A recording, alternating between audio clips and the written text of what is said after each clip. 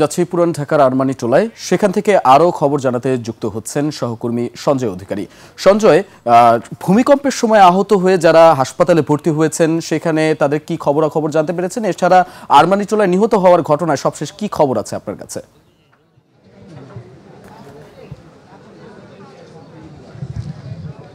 হ্যাঁ, আমি এখন যেখানে দাঁড়িয়ে আছি, আজ সকালে আরমানিটোলার এই জায়গাটিতেই একটি মর্মান্তিক ঘটনা ঘটে গেছে। আপনারা ইতিমধ্যেই জানেন, সকাল 10টা 38 মিনিটে যে ভূমিকম্প হয়, সেই ভূমিকম্পের সময় এই আরমানিটোলা কসাইটুলির একটি 5তলা ভবনের উপর থেকে রেলিং ধসে নিচে পড়ে এবং সে ঘটনায় 3 জন নিহত হয়েছেন। এর মধ্যে একজন আছেন সলিমুল্লাহ মেডিকেলের শিক্ষার্থী।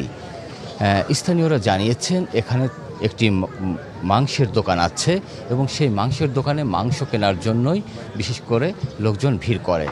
আর আজ যেহেতু শুক্রবার ছিল, ভিড়টাও ছিল একটু বেশি এবং যারা মারা গেছেন তারা সবাই এই মাংসের দোকানে মাংস কেনার জন্য এসেছিলেন বলেই স্থানীয়রা জানিয়েছেন।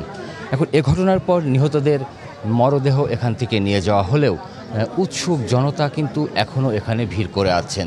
এর মধ্যে আমরা আইন শৃঙ্খলা রক্ষাকারী বাহিনীর কাছে জানতে পেরেছি সকাল থেকে শুরু করে দুপুর পর্যন্ত তাদেরকে এই উদ্ধার অভিযানেও যথেষ্ট বেগ পেতে হয়েছে, কেননা এখানে উৎসুক জনতার ভিড় ছিল অনেক বেশি।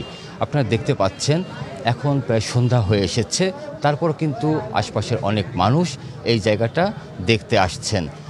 আমরা যদিও এটা দেখানো ঠিক হবে না, যে কারণে আমরা দেখাচ্ছি না, যে জায়গাটিতে এই দুর্ঘটনাটা ঘটেছিল সেখানে কিন্তু এখনও রক্তের ছোপ ছোপ দাগ রয়ে গেছে এবং যে ভাঙা রেলিং ভেঙে যে ইটগুলো পড়েছিল সেই ইটের টুকরাগুলো কিন্তু এখনও এখানে রয়েছে। আর উৎসুক জনতা এখনও এখানে এসে ভিড় করছেন।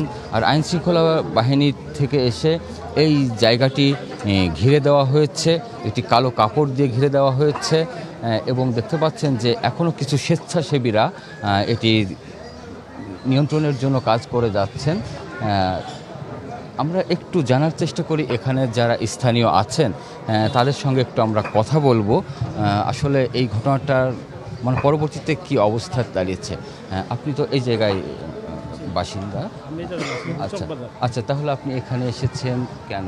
আমি এখানে আসি যে ফেসবুকে আমি দেখছি ভূমিকম্পের যে জিনিসটা হয়েছে, এতে ফেসবুকে দেখে আমি দেখতে আসছি এই বংশালী জায়গায় এই ঘটনাটা ঘটছে, এই জন্য দেখতে আসছি। এই দেখতে যে এই অবস্থা, এই যে একজন মানুষ, এই যে মানুষের রক্ত এবং বিল্ডিংয়ের ভাঙিয়ে পড়ছে, ধসে পড়ছে, এ দেখতে আসছিলাম।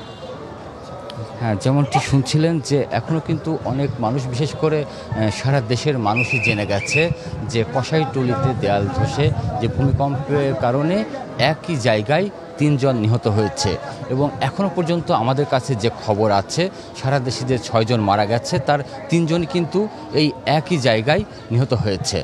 এখানে আমরা একটু কথা বলি। এক ভাই আছেন, আপনি এই ঘটনা সম্পর্কে কতটুকু কি জানেন, কি ঘটেছিল? আমি যদিও এই এলাকার না, আমি ফেসবুকে দেখছি, সেখানে আসছি এখানে দেখার জন্য। এখানে যে স্বেচ্ছাসেবীরা কাজ করছেন আমরা যদি একটু তাদের সঙ্গে কথা বলার চেষ্টা করি।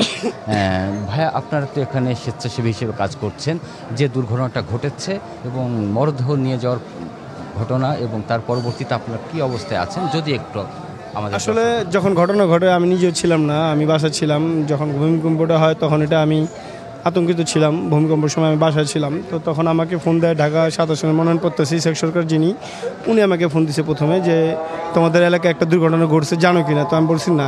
তুমি যাও, যা প্রত্যক্ষ যা দেখা, লোকজন নাকি মারা গেছে, খবর নিয়ে আমার জানা। তো যখন আমি আসলাম তখন আপনার ফায়ার সার্ভিস ছিল, সেনাবাহিনীর লোক ছিল, পুলিশ ছিল, তারা কাজ করতেছিল।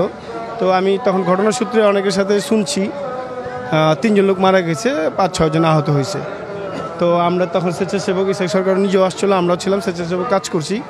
তো এই পর্যন্ত হয়তো বা তেলপাটটা থাকাতে যতটুকু বুঝতে পারছি হয়তো কম হয়েছে। তার মধ্যে আজকে শুক্রবার ছিল, যেহেতু স্কুলগুলো বন্ধ, তো হয়তো বা দুর্ঘটনা অনেক বড় হতে পারতো, কারণ স্কুলের যাতায়াত, এখানে অনেক বাচ্চারা যাতায়াত করে, বা অনেক স্কুল আছে, 4-5টা স্কুল আছে এখান দিয়ে সব যাতায়াত করে। তো অনেক বড় দুর্ঘটনা ঘটতো যদি এটা শুক্রবার ছাড়া হতো। তার মধ্যে আমাদের পুরান ঢাকার লোকজন শুক্রবার দিন একটু দেরি করে উঠে, মিনিমাম 11টা বা পরে উঠে।